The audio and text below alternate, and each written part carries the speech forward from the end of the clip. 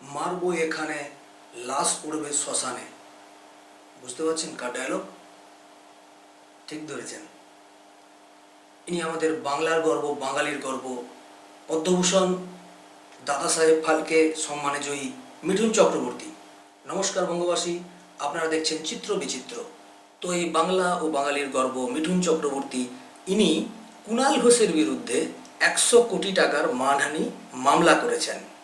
এবারে কেন মামলা করেছেন প্রথমে সেটা জেনে নিই, আসুন। মিঠুনের অভিযোগ, রাজনৈতিক প্রতিহিংসা থেকে কুণাল উদ্দেশ্যমূলকভাবে তার পাশাপাশি তার পরিবারের বিরুদ্ধেও অসত্য ও কুরুচিকর মন্তব্য করেছেন। অভিযোগ, মিঠুন চিটফান্ড কেলেঙ্কারিতে জড়িত বলে মন্তব্য করেন কুণাল। আরও একটু বিস্তারিতভাবে দেখা যাক। মিঠুনের অভিযোগ, রাজনৈতিক প্রতিহিংসা থেকে কুণাল উদ্দেশ্যমূলকভাবে তার পাশাপাশি তার পরিবারের বিরুদ্ধে অসত্য ও কুরুচিকর মন্তব্য করেছেন। অভিযোগ, মিঠুন চিটফান্ড কেলেঙ্কারিতে জড়িত বলে মন্তব্য করেন কুণাল। মিঠুন তৃণমূল ছেড়ে বিজেপিতে যোগ দিয়েছেন শুধুমাত্র নিজেকে বাঁচানোর জন্য, এমন মন্তব্য করার অভিযোগও ওঠে। বিজেপি নেতা মিঠুনের অভিযোগ, তার ছেলে ধর্ষণ মামলার সঙ্গে যুক্ত বলে প্রচার করেছেন কুণাল, যা সঠিক নয়। এমনকি তার স্ত্রীও আর্থিক লেনদেনে জড়িত বলে কুণাল মন্তব্য করেছেন, এমনটাই অভিযোগ মিঠুনের। এই মামলায় মিঠুনের বক্তব্য, কুণালের এই সব মন্তব্য সম্পূর্ণ মিথ্যা, ভিত্তিহীন এবং উদ্দেশ্যমূলক। এর ফলে তার সম্মান এবং সামাজিক মর্যাদা ক্ষুণ্ণ হয়েছে। মিঠুন জানান, তিনি রাজ্যসভার প্রাক্তন সাংসদ, পদ্মভূষণ ও দাদা সাহেব ফালকে সম্মানজয়ী। কুণালের এমন সব অসত্য মন্তব্যের জন্য তাকে বিড়ম্বনায় পড়তে হয়েছে। কুণালের মন্তব্যের কারণে নতুন চলচ্চিত্র এবং বিজ্ঞাপনের কাজে ব্যাঘাত ঘটেছে, এমনকি তার এখনকার কাজের উপরেও তার প্রভাব পড়েছে।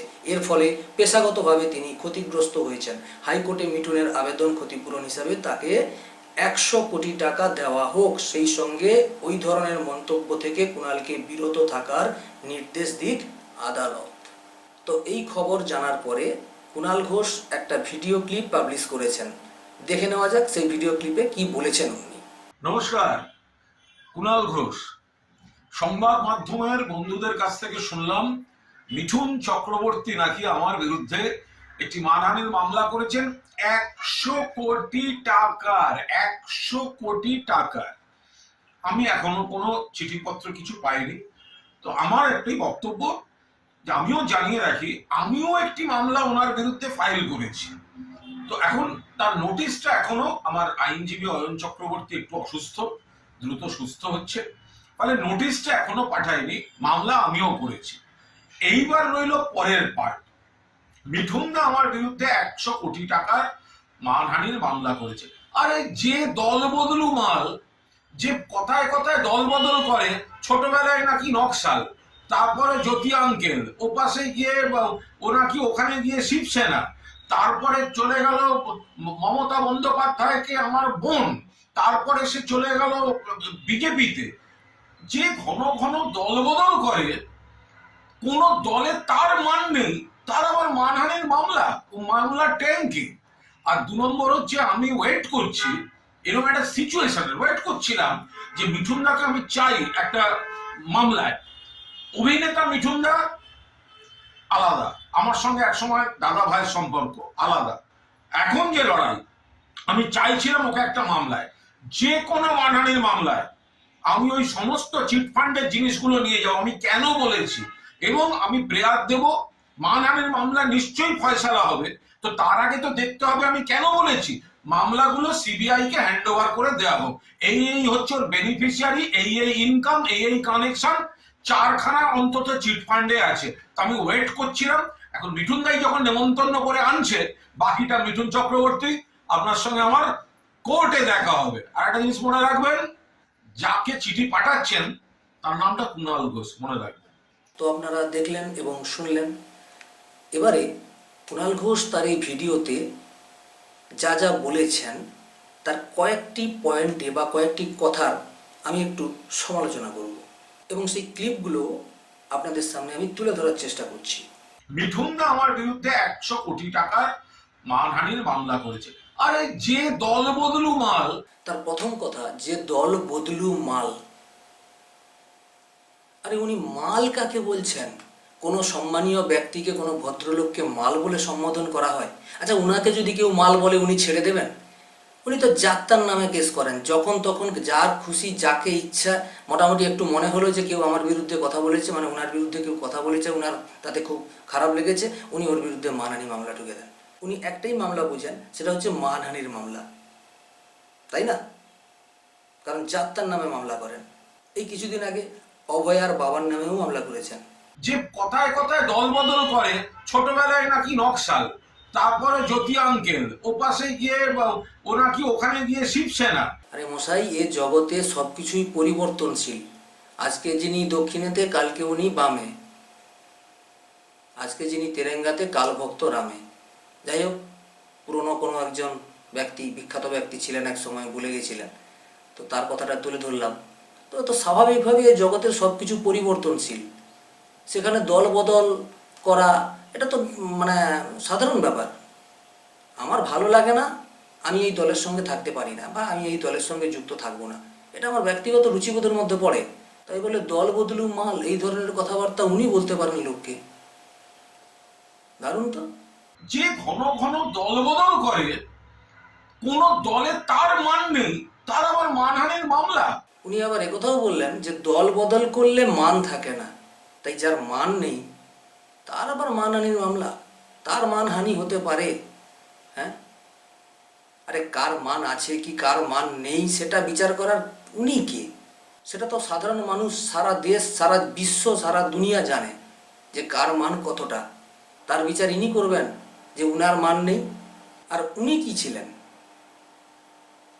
আমি বেশ কয়েক বছর আগে একটা টিভিতে প্রোগ্রাম হতো, ওই যে এক ফোনে 1 লাখ, সেই থেকে একটু ভালোভাবে ওনাকে আমি দেখছি এবং যতটা চিনতে পারছি, ওনার অ্যাটিটিউডের মধ্যে একটা হাম বড়াই ভাব।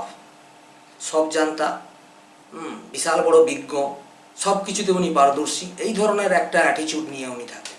উনি নিজে কি বদলেছেন? উনি তো নিজের অনেক কিছুই বদলেছেন। ওনাকে যখন অ্যারেস্ট করা হয়েছিল, সে সময় উনি কি বলছিলেন চিৎকার করে? মুখ্যমন্ত্রী দোষী, মুখ্যমন্ত্রীকে অ্যারেস্ট করুন, তাই না?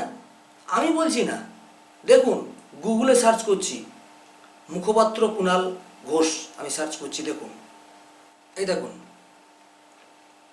মুখপাত্র কুণাল ঘোষ। কুণাল ঘোষ একজন ভারতীয় রাজনৈতিক নেতা, সাংবাদিক ও রাজ্যসভার প্রাক্তন সাংসদ। তিনি বর্তমানে সর্বভারতীয় তৃণমূল কংগ্রেস দলের মুখপাত্র।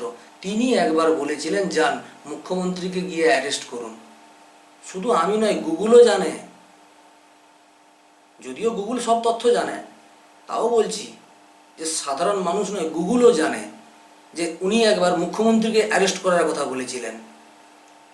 আর আজকে উনি মুখ্যমন্ত্রীর আশ্রয়েই রয়েছেন এবং মুখ্যমন্ত্রীর ছাতার নিচে থেকে বড় বড় বুলিয়া উড়াচ্ছেন। আর সব থেকে বড় কথা, এখানে একটা ইন্টারেস্টিং জিনিসও রয়েছে। এই যে মুখপাত্র, মুখপাত্র নামকরণের সার্থকতা আছে ভাই। আরো দেখুন, 4খানা অন্তত চিটফান্ডে আছে। তো আমি ওয়েট করছিলাম, এখন মিঠুন দাই যখন নেমন্তন্ন করে আনছে। 4খানা অন্তত চিটফান্ডে মিঠুন চক্রবর্তী যুক্ত আছেন। তো উনি কোন ফান্ডে যুক্ত ছিলেন সেটা আপনারাই জানেন। তো যাই হোক, পরবর্তী দিনে জানতে পারবো, দেখতে পাবো যে মিঠুন চক্রবর্তী কোন কোন চিটফান্ডের সঙ্গে যুক্ত ছিলেন, তাই না? তো যেভাবে প্রথমেই বললাম, উনি মাল বলে সম্বোধন করেছেন মিঠুন চক্রবর্তীকে। ওনার মুখটাই হচ্ছে বেলাগাম। উনি যাচ্ছাতাইভাবে মানুষের সঙ্গে কথাবার্তা বলেন, যাকে তাকে যা মুখে আসে তাই বলেন। এই কিছুদিন আগে বেশ কয়েকজন সাংবাদিক, মানে ইউটিউবের সাংবাদিক, মানে থেকে ইউটিউব সাংবাদিক যত সম্ভব ছিল, তাদেরকে একদম ভেংচি করে করে খুব অপমানকর, কুরুচিকর কথাবার্তা বলেছিলেন, একদম ভেংচি করে করে। তো এগুলো উনি পছন্দ করেন, উনি এগুলো বলতেও পছন্দ করেন, কিন্তু ওনাকে যদি কেউ বলে সেটা উনি শুনতে পছন্দ করেন না। তো এবারে জমবে মজা। পড়বি পড় মালির ঘাড়ে, সে ছিল গাছের আড়ে। আমরা মিঠুন চক্রবর্তীকে যতটা চিনি, ওনার ব্যক্তিগত জীবন সম্পর্কে আমরা যতটা জানি, তো উনি যে প্রজেক্টে হাত দেন, সে প্রজেক্টটা মনে হয় ইনকমপ্লিট অবস্থায় ছেড়ে আসেন না। তাই এক্ষেত্রেও যখন উনি এটা করেছেন, এই মামলাটা করেছেন, আশা করছি এর শেষ দেখে ছাড়বেন উনি। তো আমরাও এর দেখব এর শেষ কত দূরে হয়, জল কত দূর গড়ায়, এটা আমরাও দেখব। আপনাদের মতামত জানাবেন কমেন্ট বক্সে। সবাইকে নমস্কার।